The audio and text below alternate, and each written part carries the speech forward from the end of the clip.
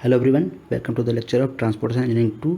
और आज के लेक्चर से हम लोग स्टार्ट करेंगे geometrical design of rail track.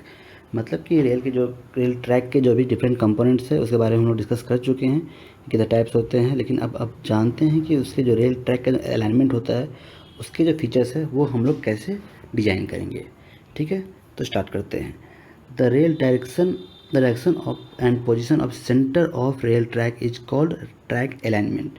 मतलब कि जो रेल ट्रैक है उसका जो सेंटर लाइन है उसका किस डायरेक्शन में जा रहा है, क्या पोजीशन है, वो सारी जो फीचर्स है, ज्योमेट्रिकल फीचर्स है, वो सारी चीज़ें कहलाएंगी आपकी रेल ट्रैक अलाइनमेंट। तो रेल ट्रैक अलाइनमेंट को हम लोग दो पार्ट में क्लासीफाई कर सकते हैं। फर्स्ट है हॉरिजॉन्टल अलाइनमेंट, नेक्स्ट है वर्टिकल अलाइनमेंट।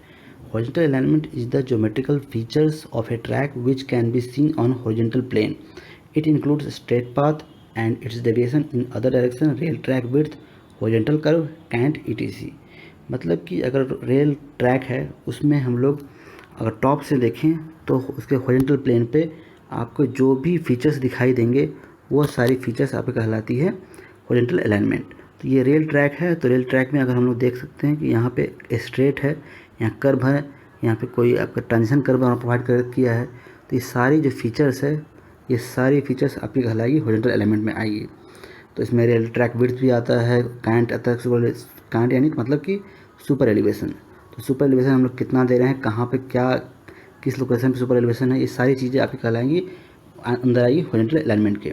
नेक्स्ट है vertical alignment is the all geometrical features of track which can be seen on vertical plane. It consists of level track gradient and vertical curve between change of gradient. मतलब कि rail track है, rail track को अगर हम लोग उसका elevation देखें, मतलब कि हम लोग साइड से देखें तो उस साइड से देखने पर आपको वर्टिकल प्लेन में जो भी फीचर्स दिखाई दे रहे हैं वो सारी फीचर्स आपकी वर्टिकल अलाइनमेंट में आएंगी। जैसे कि आपका रेल ट्रैक है वो कहाँ पे आपका लेवल है, लेवल के बाद कहाँ पे स्लोप है, और स्लोप अगर चेंज भी हो रहा है, ग्रेडियंट चेंज भी हो रहा है तो वहाँ पे उसमें कर्व कैसे प्रोवाइड किया गया है, ये सारी चीज़ें वर्टिकल अलाइनमेंट में आएंगी। ठीक है, नेक्स्ट है requirement of a good alignment. तो हम लोग को एक बेटर अलाइनमेंट बनानी है।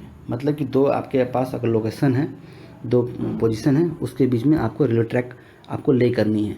तो ले करने के लिए आपको जो अलाइनमेंट होगा वो बेटर होगा। तो बेटर क्या क्या क्वालिटीज़ होनी चाहिए उसके बारे में डिस्कस कर लेते हैं। फर्स्ट है ensure the smooth and safe running of train. तो हमारा जो अलाइनमेंट का जो पर्पस है मतलब है कि वो जो रेल का अलाइनमेंट है वो स्मूथ और सेफ होना चाहिए। मतलब कि आपका जो भी हो मैक्सिमम आपका स्ट्रेट ही हो, तो स्मूथ रहे और सेफ रहे, उसमें ज़्यादा जिगजैग कर्व नहीं होनी चाहिए जिसकी वजह से आपके रास्ते में अनसेफ हो जाए या फिर आपके डिलेट होने के चांसेस बढ़ जाए। नेक्स्ट है अचीव मैक्सिमम स्पीड। तो मैक्सिमम स्पीड अचीव करने के लिए भी आपके रेल ट्रैक्स में किसी तरह के कर्व नहीं होने चाहिए। जितना स्ट्रेट रहेगा उतना ही आप मैक्सिमम स्पीड अचीव कर सकते हैं। नेक्स्ट है to carry heavy axle loads. तो एक्सल लोड्स कैरी करने के लिए भी आपके ज़्यादा जॉइंट्स नहीं होने चाहिए। तो उस तरह की हम लोग को रेलवे ट्रैक डिज़ाइन करनी पड़ेगी। नेक्स्ट है to avoid accident and derailment due to a defective permanent way. तो किसी पाथ में किसी लोकेशन पे अगर आपके इस तरह के सिनेरियो है कि वहाँ पे अगर आप कंस्ट्रक्शन करते हैं तो आपके एक्सीडेंट के चांसेस बढ़ जाएंगे।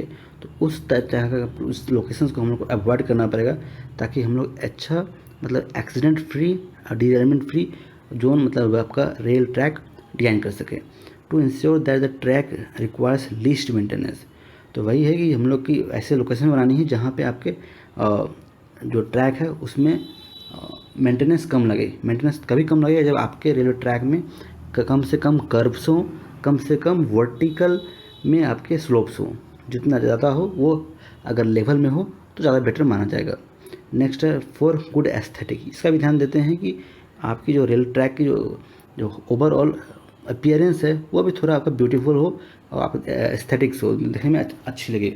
ठीक है, नेक्स्ट है हमारे जो कौन कौन से फैक्टर्स हैं जो कि एक अलाइनमेंट को ड्रॉ करने में आपको हम लोग को कंसिडर करनी चाहिए। कौन कौन से फैक्टर हम लोग के इसमें अफेक्ट करते हैं। तो फर्स्ट फैक्टर है आपका ऑब्लिगेटरी पॉइंट्स। ऑब्लिगेटरी पॉइंट्स मतलब कि वैसे पॉइंट जिसको हम लोग को कंसिडर करना ही पड़ता है रेल ट्रैक के डिज़ाइन में। मतलब दो लोकेशन है हमारे पास, दो लोकेशन में आपको रेलवे ट्रैक लिंक करनी है।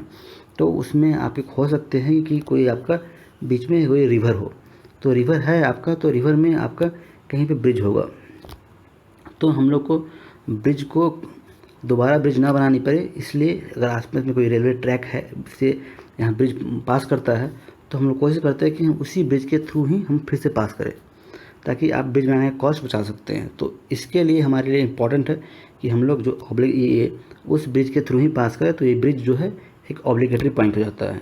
उसी तरह अगर कोई आपका आसपास कोई स्टेशंस है, उसको भी आपको कवर करना है, तो आपको जो रेलवे ट्रैक जो है वो उसी रास्ते से पास करना पड़ेगा, जिससे कि जिस जिस लोकेशन पे आपके कोई स्टेशंस है। तो हमारा अलाइनमेंट जो है उसको हम लोग को ऑब्लिगेटरी पॉइंट से पास करने की कोशिश करनी चाहिए, जिसमें कि आपका हिल पैसेज भी होती है, मतलब कि दो हिल है, हिल के बीच का जो बीच में जो वैली है उसमें अगर कोई रास्ता आ जाता है तो उसको हम लोग बोलते हैं हिल पैसेज, या फिर कोई टनल्स है तो टनल्स को भी हम लोग कंसिडर करेंगे। ये वो ऐसे ऑब्लिगेटरी पॉइंट है जिसके थ्रू रेल ट्रैक के अलाइनमेंट पास करने ही चाहिए। नेक्स्ट है point through which track should not pass, मतलब कि वैसे पॉइंट्स जहाँ से हम लोग को ट्रैक को पास नहीं करना है, जैसे मार्शल लैंड जहाँ पे आपका दलदली एरिया हो, वहाँ पे आपको कॉस्ट का कंस्ट्रक्शन बढ़ जाता है, बहुत ज़्यादा बढ़ जाएगा। रिलीजियस प्लेसेस के पास अगर आप मूव करवाते हैं रेलवे अलाइनमेंट, तो वहाँ पे फ्यूचर में उसके एक्सपेंशन के चांसेस बहुत घट जाएंगे। नेक्स्ट है फ्लडिंग एरिया, स्टीप ग्रेडियंट, तो इस तरह के लोकेशंस को हम लोग जनरली अवॉइड करते हैं। नेक्स्ट है traffic means its position, type, nature and amount, मतलब कि जो भी रेलवे के थ्रू जो भी ट्रैफिक मूव करेगा, मतलब हम लोग गुड्स ट्रांसपोर्ट करेंगे या फिर पैसेंजर ट्रांसपोर्ट करेंगे, तो इसका जो ट्रैफिक है हम लोग का पोजीशन क्या है, किस लोकेशन पे मैक्सिमम ट्रैफिक आ रहा है, और ट्रैफिक है भी तो क्या ट्रैफिक है, पैसेंजर ट्रैफिक है, गुड्स ट्रैफिक है, कहीं पे माइन से हम लोग को ले जाना है, और किस तरह का नेचर है, कितना अमाउंट पे है ट्रैफिक, वो भी डिपेंड करता है कि आपको अलाइनमेंट उस पॉइंट पे किया जाए या नहीं किया जाए। नेक्स्ट है gauge selection, it affects turning radius, steepest gradient and load carrying capacity. तो गेज सिलेक्शन है, तो गेज सिलेक्शन का जो पर्पस होता है कि जो मतलब जो हम लोग गेज इस्तेमाल करते हैं, ब्रॉड गेज, मीटर गेज या फिर नैरो गेज, तो अगर हम लोग नैरो गेज लेते हैं तो नैरो गेज का इस्तेमाल हम लोग वैसे कर्व्स को प्रोवाइड करने के लिए कर सकते हैं जहाँ पे आपका कम रेडियस हो, ऐसा लोकेशन जहाँ पे आपके रेडियस के लिए स्पेस अवेलेबल ना हो, तो उस केसेस में हम लोग नैरो गेज का इस्तेमाल कर रहे हैं, तो हम लोग ईजिली टर्निंग रेडियस प्रोवाइड कर सकते हैं। वो हम लोग हाई जो ग्रेडियंट है, स्टीपेस्ट ग्रेडियंट है, वहाँ पे भी हम लोग प्रोवाइड कर सकते हैं। ठीक है। नेक्स्ट है ज्योमेट्रिकल स्टैंडर्ड्स। ज्योमेट्रिकल स्टैंडर्ड्स है कि आपके रूलिंग ग्रेडियंट का आपको ध्यान देना पड़ेगा, टर्निंग रेडियस का ध्यान देना पड़ेगा, और straight track of minimum 36 metre length between reverse curve, straight path before and after bridge. मतलब कि जो ज्योमेट्रिकल स्टैंडर्ड्स हैं इंडियन रेलवे के, उसको आपको फॉलो करना है। उसको फॉलो करने के लिए हम लोग का जितना रूलिंग ग्रेडियंट दिया है उतना ही हम लोग ग्रेडियंट देने की कोशिश करते हैं। अगर ग्रेडियंट अवेलेबल ना हो उस अलाइनमेंट में, मतलब कि 2 पॉइंट हैं, 2 पॉइंट्स में आपको रेलवे ट्रैक बिछानी है, तो वहाँ पे आपका रूलिंग ग्रेडियंट नहीं है, मतलब कि आपका 2% ग्रेडियंट आपको मैक्सिमम प्रोवाइड करनी थी, लेकिन वहाँ पे 2.5 या 3% अगर ग्रेडियंट हो जा रहा है, तो उस केसेस में आपको पाथ चेंज करना पड़ सकता है। तो आपका जो एलाइनमेंट है वो चेंज हो सकता है आपके ज्योमेट्री के अकॉर्डिंग। उसी तरह टर्निंग रेडियस है, और उसके बाद है कि अगर आप कोई इस तरह के रिवर्स कर्व दे रहे हैं, तो रिवर्स कर्व में बहुत प्रॉब्लम आती है, इसलिए इसको अवॉइड भी करते हैं हम लोग। लेकिन अगर देना ही पड़े तो हम लोग कोशिश करते हैं कि 2 रिवर्स कर्व के बीच में जो डिस्टेंस है वो 36 मीटर का स्ट्रेट लेंथ होना चाहिए, और ब्रिज के शुरू में या लास्ट में दोनों तरफ स्ट्रेट पाथ होने चाहिए, ताकि इजीली वहाँ से ट्रेन पास कर सके। ठीक है। नेक्स्ट है topography of the country. When topography does not allow the possible step gradient following alignment is utilize. मतलब कि आपके जो कंट्री है, मतलब कि उस जो रीजन है उसमें टोपोग्राफी कैसी है, मतलब प्लेन एरिया है, स्लोपी एरिया है, या फिर वो हिली एरिया है, तो उसमें डिपेंड करता है कि आपको किस तरह का अलाइनमेंट आपको प्रोवाइड करनी है। तो इसमें 2 तरह के अलाइनमेंट होते हैं, जिसको बोलते हैं valley alignment and cross country alignment. Valley alignment मतलब होता है कि अगर कोई इस तरह में उस रीजन में कोई डिफरेंट टाइप के पहाड़ है, हिल्स है, तो हिल्स में होता है कि जो लोवेस्ट पॉइंट्स होता है जिसको हम लोग बोलते हैं वैली लाइन, ठीक है। तो जैसे दो हिल है यहाँ पे, इसके अगर जो कटू लाइन्स है हिल्स के, तो इसमें आपका धीरे धीरे आपका जिससे एलिवेशन घट रहा है 90, 80, 70, 60, इस पॉइंट पे 60 है, फिर 70, 80, 90। तो ये आपके 60 का जो आपका वैली लाइन है मान के चलते हैं। तो अगर हम लोग इसके थ्रू लाइन कर प्रोवाइड कर रहे हैं, आपके लाइन प्रोवाइड कर रहे हैं, तो ये आपका बेटर होता है। तो इस केस में वैली लाइन के अलाइनमेंट के वैली लाइन के अलॉन्ग अलाइनमेंट प्रोवाइड करते हैं, तो हमारे पास बेनिफिट ये होता है कि हम लोग के स्लोप में ज़्यादा चेंजेस आते नहीं हैं, तो फिर हम लोग का ये ईजियर ही होता है। नेक्स्ट है cross country alignment. Cross country alignment का जो मतलब है कि अगर दो कोई वाटर शेड है, वाटर शेड जानते हैं आप, मतलब कोई डिफरेंट दो रीजन्स है, और यहाँ पे ये जो रीजन्स के जो आउटर लाइन है वो उसका एलिवेशन बहुत हाई है अंदर के पॉइंट्स के रिस्पेक्ट में। तो जो भी आपके रेन वाटर कहाँ पे इस पूरे रीजन में कलेक्ट होंगे, तो इसको इस रीजन्स को बोलते हैं वाटर शेड एरियाज। तो वाटर शेड एरिया को टच करता है लाइन, बॉर्डर लाइन होता है, उसको बोलते हैं रिज लाइन्स, जो हाईएस्ट पॉइंट्स होते हैं पूरे रीजन से। तो अगर आपको एक वाटर शेड एरिया से दूसरे वाटर शेड एरिया में अगर आपको रेलवे ट्रैक बिछानी है, तो ये भी बहुत ज़्यादा प्रॉब्लमेटिक होती है। इसका कारण ये है कि यहाँ पे आपको स्टीप ग्रेडियंट का और रास्ते में स्टीप ग्रेडियंट आता है, तो उसमें हम लोग को बहुत सारी प्रॉब्लम हो सकती है। इसलिए हम लोग को डिफरेंट टाइप के माउंटेन अलाइनमेंट्स हम लोग को इस्तेमाल करने पड़ते हैं। माउंटेन अलाइनमेंट्स में आपका जो मेनली आते हैं कि नॉर्मली ट्रैक विथ ग्रेडियंट 3% और मोर आर कंसिडर्ड माउंटेन ट्रैक्स। मतलब वैसे ट्रैक्स जहाँ पे आपके जो ग्रेडियंट है वो 3% से ज़्यादा हो, तो उसको हम लोग माउंटेन अलाइनमेंट के लिए हम लोग उसको मानते हैं। ठीक है। तो for this type of alignment narrow gauge are used. Narrow gauge जैसे कि मैंने बताया था कि ये नैरो गेज जो होता है वो आपके कम रेडियस में आपका वो टर्न हो जाता है और हाइयर ग्रेडियंट में वो मूव कर जाता है, हायर स्लोप में भी वो चढ़ जाता है। तो इसके हम लोग नैरो गेज का इस्तेमाल करते हैं माउंटेन अलाइनमेंट में।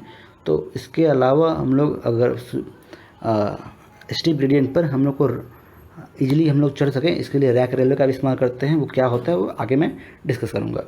नेक्स्ट है बाई जिगजैग डेवलपमेंट।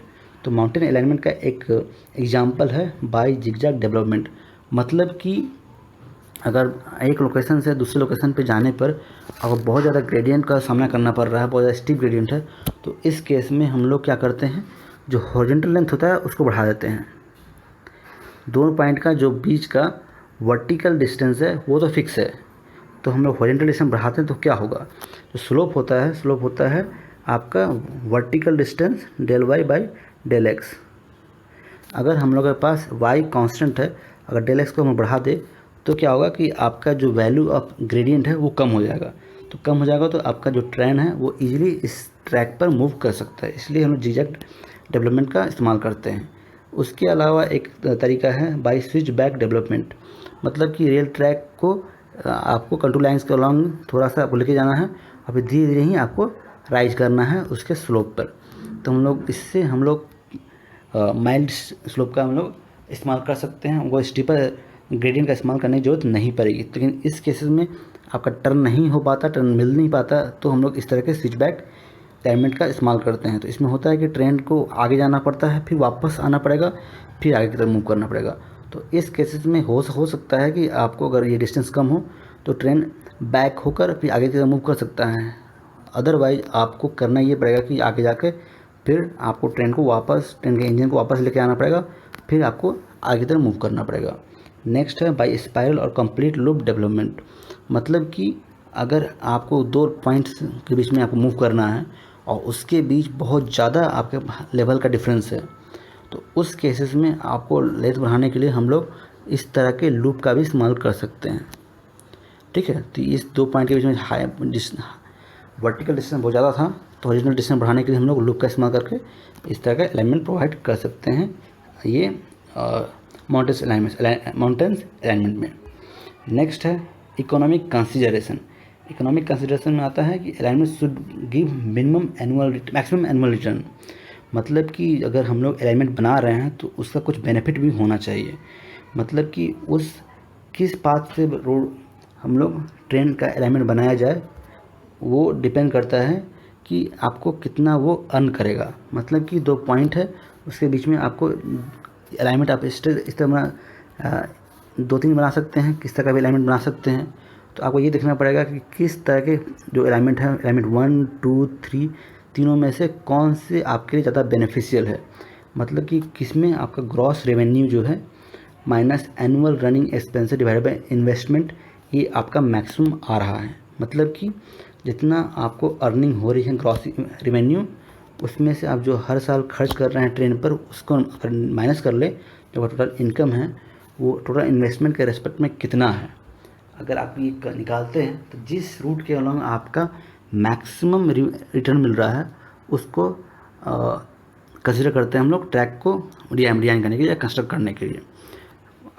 अदर आपके जो कंसिडरेशन है, जैसे हो गया आपका जियोलॉजी अगर आपकी उस पाथ में उस अलाइनमेंट में सही है, मतलब वहाँ पे कहीं मतलब फॉल्ट्स नहीं है, वहाँ पे कोई इस तरह के मार्शलैंड नहीं है, कोई इस तरह के सॉफ्ट रॉक्स नहीं है, तो उस पाथ में हम लोग मूव करा सकते हैं। तो जियोलॉजी का भी कंसिडर करना पड़ता है।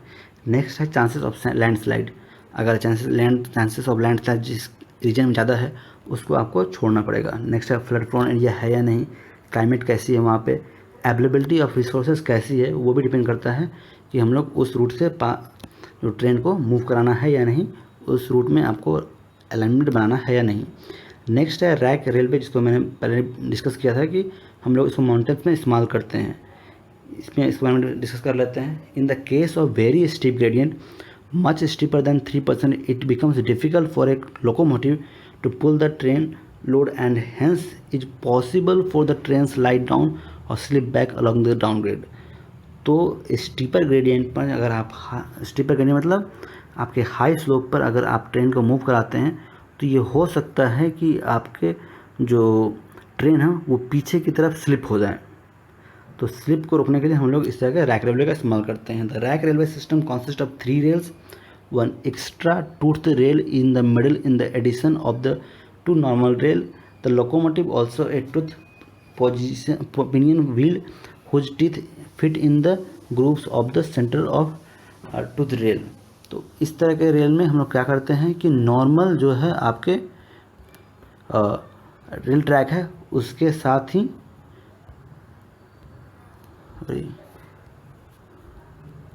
जो आपके नॉर्मल रेलवे ट्रैक है उसके साथ ही हम लोग इस तरह के रेल का इस्तेमाल करते हैं। इस तरह के टूथ रेल का इस्तेमाल करते हैं, जिसकी वजह से और आपके इंजन में आपके जो रेल है उसमें भी इस तरह के व्हील जो लगे होते हैं उसमें टूथ निकले हुए होते हैं जो कि इस ग्रूव में अटैच हो जाते हैं और इसको हेल्प करते हैं आपको किसी भी स्टीप स्लोप पे मूव करने के लिए। ठीक है। नेक्स्ट है this locking arrangement help to haul the train load and does not let the locomotive slip back. तो ये आपका बहुत ज़्यादा हेल्प करता है आपको स्टीप ग्रेडियंट पे मूव करने के लिए। There are various such system existing in the Indian rail such as Fell system, AVT system, Riggenbach system, Marsh system, each with its own characteristic with the help of this rack and pinion system. मतलब इस तरह के rack और pinion system के साथ बहुत सारे के डिफरेंट टाइप के डिजाइंस आते हैं जो कि इंडियन रेलवे में अभी भी इस्तेमाल किए जाते हैं। मतलब माउंटेन्स रीजन में जो है इन लोग इस्तेमाल करते हैं। ठीक है। ओके, तो अब तक हम लोग डिस्कस किए थे कि ज्योमेट्रिकल डिज़ाइन करने के लिए जो अलाइनमेंट है उसको कैसे हम लोग फिक्स करते हैं किसी रेल ट्रैक डिज़ाइन में। तो अब है कि जो हॉरिजॉन्टल 2 तरह के अलाइनमेंट हम लोगों ने डिस्कस किया है। फर्स्ट है हॉरिजॉन्टल अलाइनमेंट, नेक्स्ट है वर्टिकल अलाइनमेंट। तो अब हम लोग हॉरिजॉन्टल अलाइनमेंट को डिफरेंट कंपोनेंट्स है वो आके डिस्कस करेंगे। ठीक है, थैंक यू।